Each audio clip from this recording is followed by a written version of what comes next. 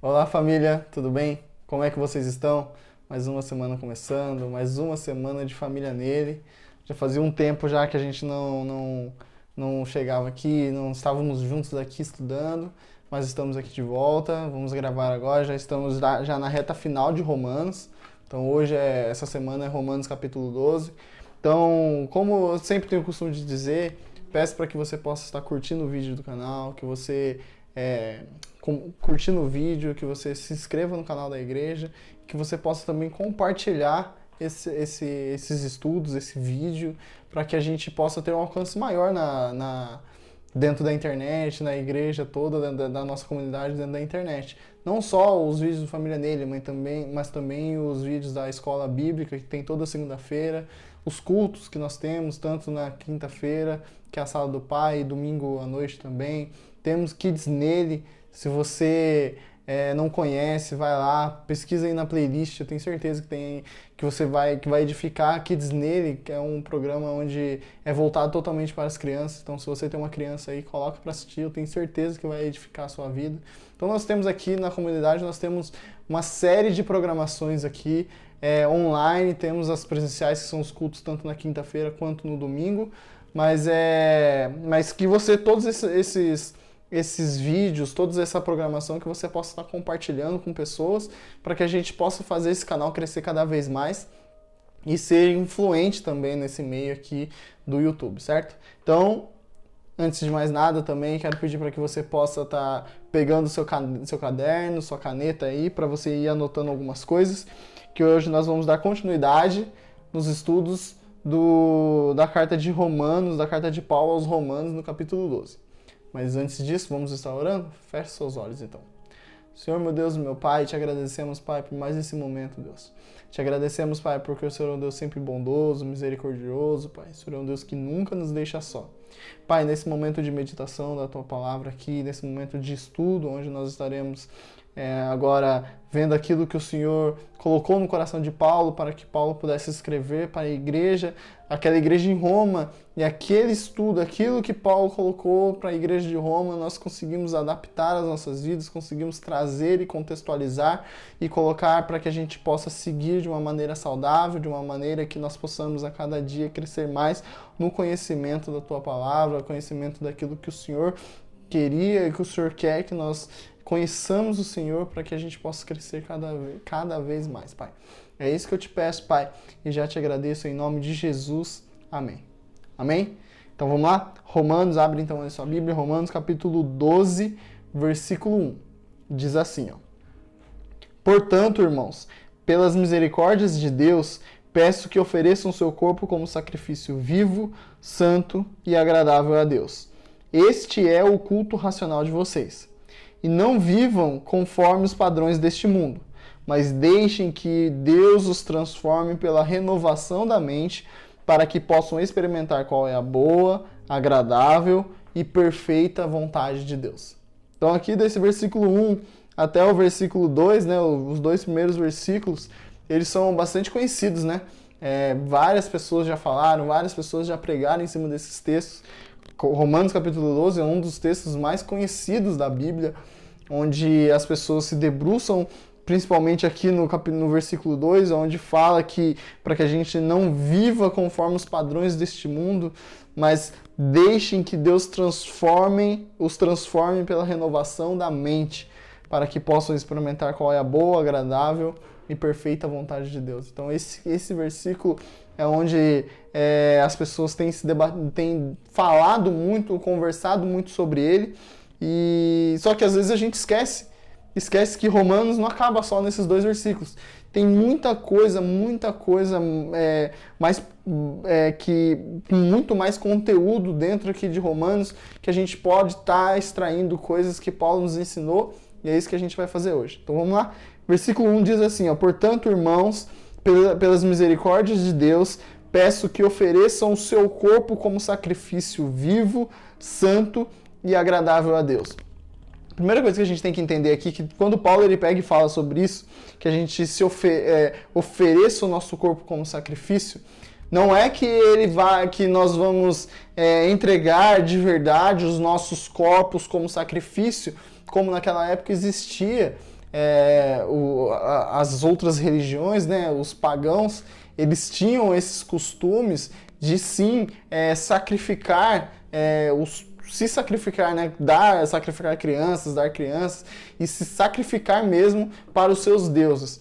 Então Paulo ele pega essa mentalidade daquele povo, porque a gente tem que entender que Paulo está escrevendo para uma igreja em Roma, não é uma igreja que estava situada lá em Israel, lá em Jerusalém, num contexto judaico, não. Ele está escrevendo para os romanos, para uma igreja que está em Roma.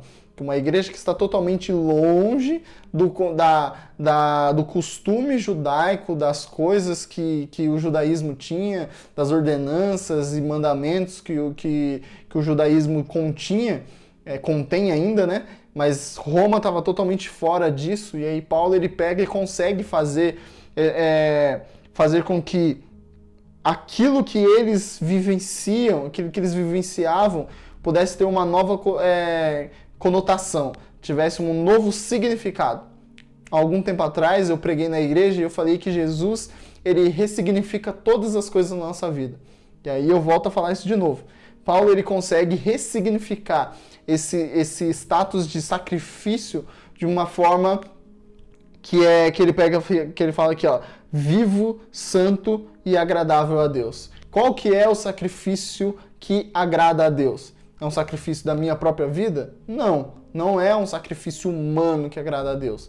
E também já dava para se entender que aquele sacrifício que os judeus faziam dos animais, que matavam os animais, aquilo também não agradava e aquilo também não tinha um efeito duradouro, não tinha um efeito que pudesse se sustentar. O sacrifício que agrada a Deus, o sacrifício que agradou a Deus, foi o sacrifício de Jesus na cruz. E aí Paulo ele pega e começa a fazer um paralelo um pouco disso. Então vamos ler de novo o versículo 1. Portanto, irmãos, pelas misericórdias de Deus, peço que ofereçam o seu corpo como sacrifício vivo, santo e agradável a Deus. Por quê? Este é o culto racional de vocês. O nosso culto racional a Deus é quando nós entregamos as nossas vidas nas mãos de Deus como um sacrifício vivo, santo e agradável. Não é preciso agora eu matar um animal, não é preciso eu me matar, eu me oferecer dessa forma carnal como um sacrifício, mas agora eu ofereço a minha vida como um sacrifício. Eu ofereço tudo aquilo que eu sou como um sacrifício vivo, santo e agradável a Deus. Porque este é o culto racional. E o versículo 2. E não vivam conforme os padrões deste mundo. Então, nós não devemos viver como o mundo vive, né? Mas deixem que Deus os transforme pela renovação da mente, para que possam experimentar qual é a boa, agradável e perfeita vontade de Deus. O que Paulo está querendo dizer aqui nesse versículo 2? Mas não vivam, versículo 2, e não vivam conforme os padrões deste mundo. Qual era o padrão deste mundo naquela época onde Paulo, nós temos que sempre entender que nós temos que contextualizar o que está sendo dito, para quem que Paulo está falando, quais foram os primeiros leitores de Paulo. Então, Paulo está falando para os romanos. E não vivam conforme os padrões deste mundo. Qual era o padrão deste mundo? Qual era o padrão para aquele povo que estava ouvindo Paulo? Qual era o padrão? De um sacrifício carnal mesmo, de um sacrifício daquele, viver nas suas paixões, como a gente já viu nos capítulos anteriores de Romanos, onde se deleitavam e se derramavam nos seus pecados, tudo aquilo nos seus desejos do coração. Então não vivam mais nesse padrão desse mundo, mas deixem que Deus os transforme pela renovação da mente. Quem é que transforma a nossa mente? É Deus. Mas deixem que Deus os transforme. Vai mudar, vai fazer uma metanoia, né, que é dito aqui. Então, mudança de mente, mudança de comportamento, para que possam experimentar qual é a boa, agradável e perfeita vontade de Deus. É só através da transformação da mente, é só através da renovação da nossa mente, é onde nós conseguimos experimentar qual é a boa, agradável e perfeita vontade de Deus. E é isso que Paulo está querendo dizer, é isso que Paulo está dizendo aqui logo no começo. Só para a gente, de novo, contextualizar que nós estamos falando para os romanos, e os romanos estavam totalmente fora dos costumes judaicos. E aí Paulo começa a contextualizar para que eles possam entender o que Paulo está querendo dizer. Que não é mais esse sacrifício carnal, esse sacrifício que você faz aos deuses pagãos, mas sim um sacrifício de vida, um sacrifício de entrega totalmente da sua vida. E nessa entrega de vida você consegue, Deus ele vai e transforma a sua mente, e você agora não vive mais nos padrões deste mundo, mas vive para experimentar qual é a boa, agradável e perfeita vontade de Deus. Amém? Versículo 3. Então agora Paulo ele vai começar a falar sobre algumas coisas que são para a igreja, né? São como que nós devemos nos comportar dentro da igreja. Versículo 3.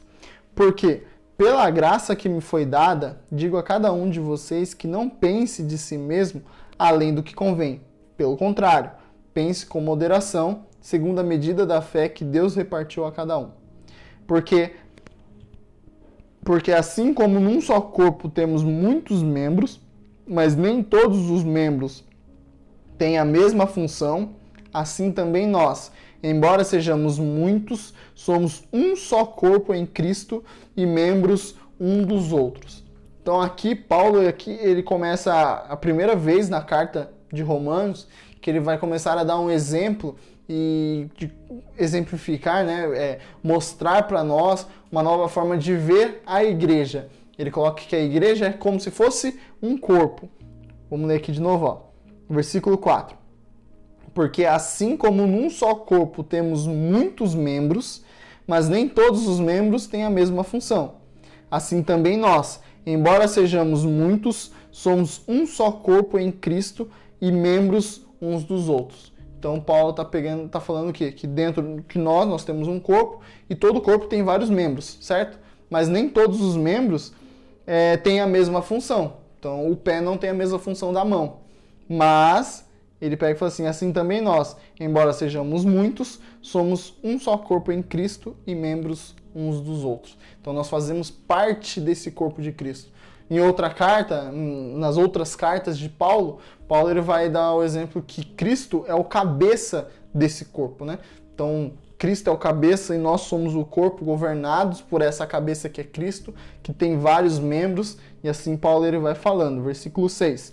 Temos, porém, diferentes dons segundo a graça que nos foi dada. Então, Paulo já falou que nem todos os membros são iguais, nem todos os membros têm a mesma função dentro do corpo. Quando tenha sempre em mente, toda vez que nós falarmos de corpo, toda vez que nós falarmos de membro, tenha em mente que corpo significa a igreja, não a igreja comunidade cristã nele, mas a igreja de Cristo, a igreja no total, a igreja no todo, a igreja universal de Cristo, né? E toda vez que nós falarmos de membros, são as pessoas que compõem essa igreja, né? Esse corpo de Cristo. Então vamos lá. Temos, porém, diferentes dons segundo a graça que nos foi dada. Então, se cada membro tem uma função diferente, então temos, porém, diferentes dons. Então, segundo a graça que nos foi dada. Então, dentro desse corpo, dentro desses membros, alguns membros têm alguns dons diferentes dos outros, para que o corpo possa ser completo. E aí ele vai começar a dar alguns exemplos. Continuando no versículo 6. Se é profecia, seja segundo a proporção da fé. Se é ministério, dediquemo-nos ao ministério. O que ensina, dedique-se ao ensino. O que exorta, faça-o com dedicação. O que contribui, com generosidade. O que preside, com zelo. Quem exerce misericórdia, com alegria. Então aqui ele pega e dá alguns exemplos de dons que são derramados sobre a igreja, que são derramados sobre alguns membros dessa igreja, onde esses membros têm que trabalhar para o bom funcionamento do corpo de Cristo, da igreja. Então vamos lá, versículo 6 ele diz: se é profecia, seja segundo a proporção da fé. Então o primeiro que ele fala é sobre profeta. Dentro da igreja, dentro de um corpo de Cristo, dentro dessa comunidade, existe o dom de profecia. E a profecia tem que ser segundo a proporção da fé. Então a profecia e a fé, elas têm que caminhar junto ali. Você nunca vai ter um dom extremamente grande de ser profeta, vamos dizer assim, se a sua fé for pequena. Sempre vai ser na proporção do tamanho da sua fé. Versículo 7. Se é ministério, dediquemo-nos ao ministério. O que ensina, dedique-se ao ensino. Então, o ministério e o ensino. O que exorta, faça-o com dedicação. O que é exortar? É chamar a atenção, mostrar o caminho correto, ensinar o que deve ou o que não se deve fazer. Isso é exortar. Então, o que exorta, o que mostra o caminho, o que diz o que é certo e o que é errado, faça com dedicação. O que contribui, com generosidade. Entra no campo dos dízimos e as ofertas. Seja generoso. O que preside, com zelo. Então, o que preside, né? O que está na liderança, que faça com zelo. E quem exerce misericórdia, com alegria. Seja misericordioso, mas seja misericordioso alegre, com a alegria que vem dos céus. Então, isso daqui é um dos dons, não são os únicos dons que foram derramados sobre a igreja, mas são alguns dos dons que foi derramado e onde ele dá esses exemplos desses dons que são para o bom funcionamento do corpo de Cristo. Versículo 9. O amor seja sem hipocrisia. Odeiem o mal e apeguem-se ao bem. Amem uns aos outros com amor fraternal. Quanto à honra, deem sempre preferência aos outros. Quanto ao zelo, não sejam preguiçosos, sejam fervorosos de espírito, servindo ao Senhor. Alegrem-se na esperança, sejam pacientes na tribulação e perseverem na oração. Ajudem a suprir as necessidades dos santos. Pratiquem a hospitalidade. Abençoem aqueles que perseguem vocês. Abençoem e não amaldiçoem. Alegrem-se com os que se alegram e chorem com os que choram. Tenham o mesmo modo de pensar de uns para com os outros. Em vez de serem orgulhosos, sejam solidários com os humildes. Não sejam sábios aos seus próprios olhos. Não paguem a ninguém mal com mal. Procurem fazer o bem diante de todos. Se possível, no que depender de vocês, vivam em paz com todas as pessoas. Vamos até aqui, até o 18. Você vê que Paulo, ele vem falando e ele vem como são palavras de ordem, são palavras imperativas. Façam. Então, o amor seja sem hipocrisia, lá no versículo 8. Odeiem o mal e apeguem-se ao bem. Ele está ordenando, são ordenanças que Paulo faz para que dentro do corpo de Cristo a gente possa viver em harmonia, para que a gente possa crescer.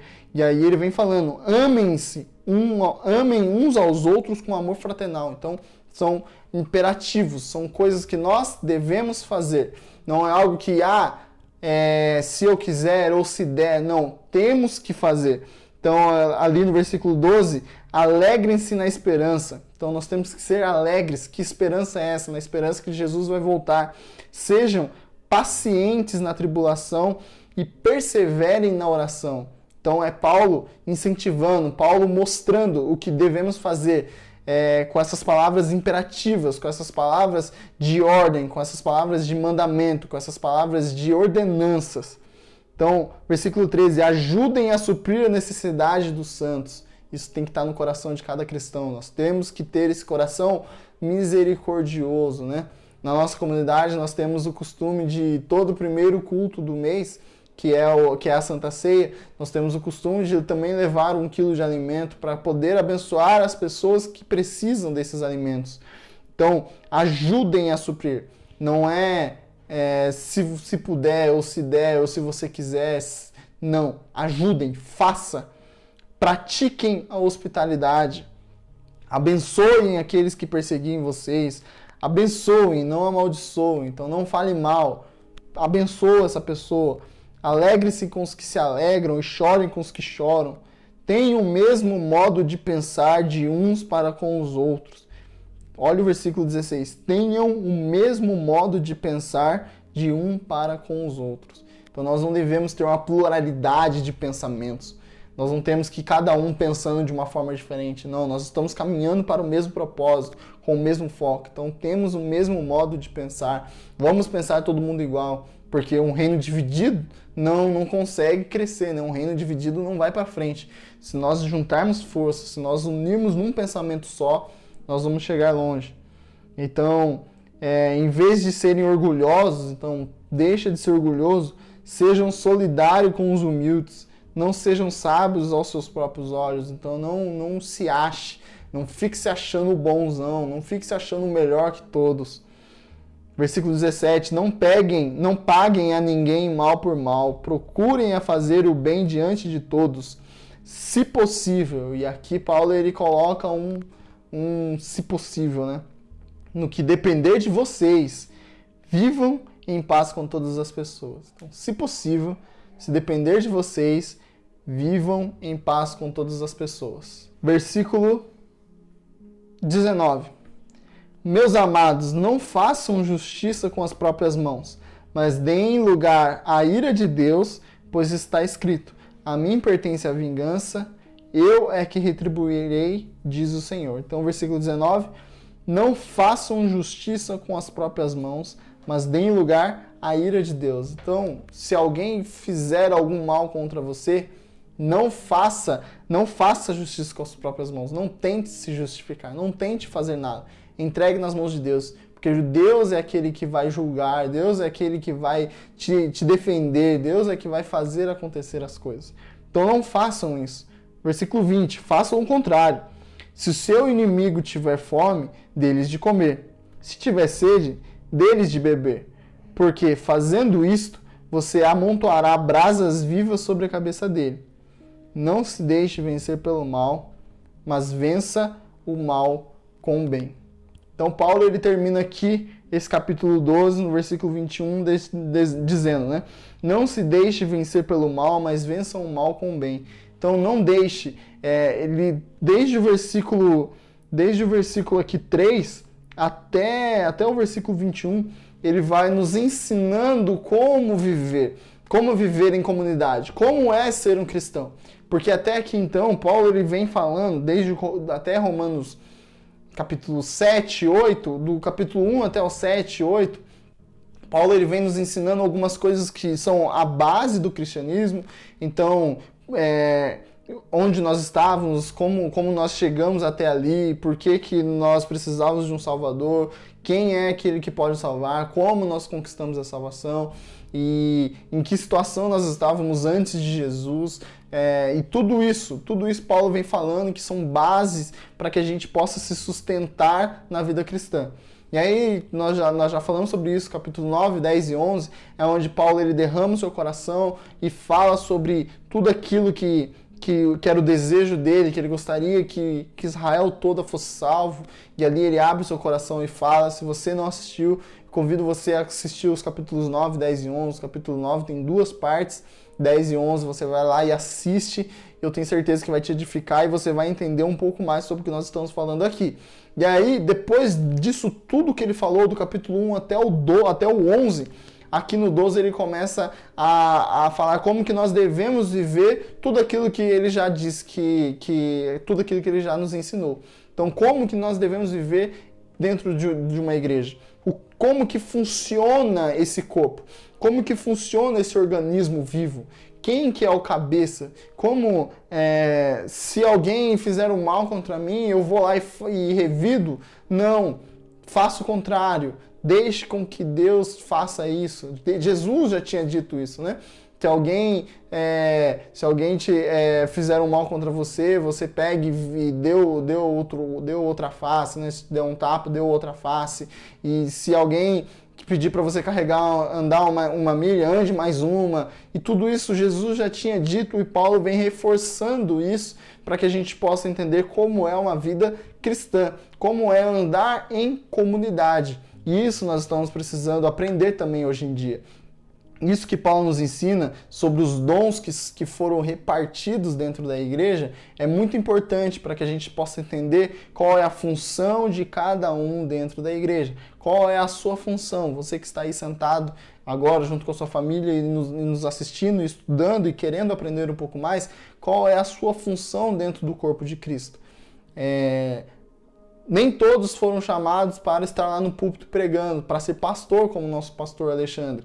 Não, nem todos foram chamados para o ministério de intercessão, como a nossa pastora Débora. Nem todos foram chamados para participar do ministério de louvor. Nem todos foram chamados para isso e para aquilo, porque cada um tem o seu lugar, cada um tem a sua função.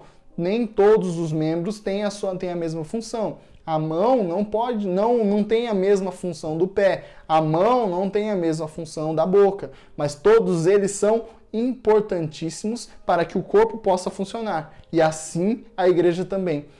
Nem todos são chamados para serem pastor, mas precisamos de alguém que seja pastor, precisamos de alguém que seja a ovelha, precisamos de alguém que toque, que alguém que limpe, que alguém que ore, que alguém que faça isso e aquilo. Tudo isso faz parte para que o corpo possa andar. E assim Paulo ele nos ensina, ele começa a nos ensinar aqui no capítulo 12 como é viver em comunidade. Amém? Então, espero que vocês tenham entendido, espero que vocês tenham gostado e leia de novo esse capítulo 12. Eu sempre incentivo a vocês lerem de novo, então vai lá ler de novo o capítulo 12, que eu tenho certeza que ele vai falar um pouco mais com você também. Assim, da mesma forma que falou comigo, vai falar com você também, eu tenho certeza. Amém? Que Deus te abençoe em nome de Jesus.